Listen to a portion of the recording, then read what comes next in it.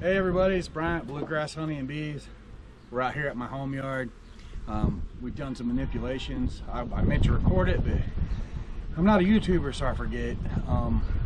So what we did was we took 16 colonies and we split them down. We removed the queen and we left the colony itself queenless, and we made a couple nukes off of them.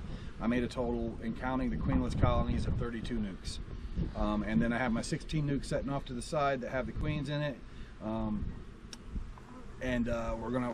We're making a gamble because there's a nectar flow going on. We want to see if we can get these nukes and these queenless colonies to requeen on their own and end up with more colonies. I'm doing this to another yard tomorrow. Maybe I'll remember to record and I'll show everybody my process, and hopefully we get lucky. What I wanted to show you though is how to tell if there is a nectar flow going on. And looks like nectar finally decided to kick off here within the last week or two for us. And if you've never seen what it looks like, a bee yard looks like when there's nectar coming in, and all these colonies are queenless, but they are all working. They have a field force. I'm going to show you. So this is one of my larger colonies right here, and I split it down. I pulled 4 nukes off of it and took the queen out, so 5 in total. But how the bees are flying in, and they're doing it on every single colony here. You got bees flying in, going berserk, right?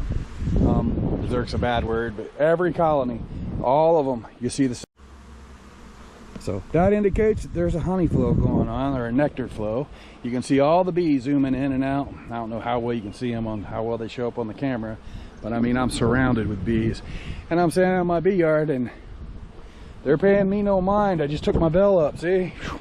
They pay me no mind because they're more important for them is to get the honey and the nectar. Now some of these hives still have feeder buckets, and I went through some of them, and some of these feeder buckets are still full. And that's because there is a nectar flow going on. Where I fed them last week, there wasn't. And this week there is, and they're not even paying too much attention to this. And all these colonies right now are queenless. You see how they're buzzing in. Some people confuse this with a swarm, or it can be some orientation, but I guarantee it's not a swarm. These bees are small. They're actually 5 frames of bees with 5 frames of brood and some eggs and larvae, so that they can create a queen. So just want to walk around and show everybody, and just so you can see, when there's a honey flow, you ain't got to worry about your veil. They ain't going to attack you. They're very calm bees anyway.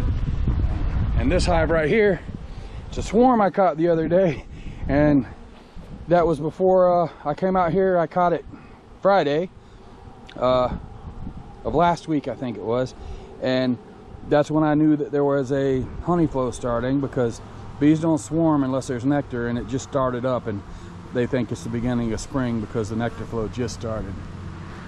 Over here are my 16 nukes that are queen, right? And some of them are starting to do orientation flights.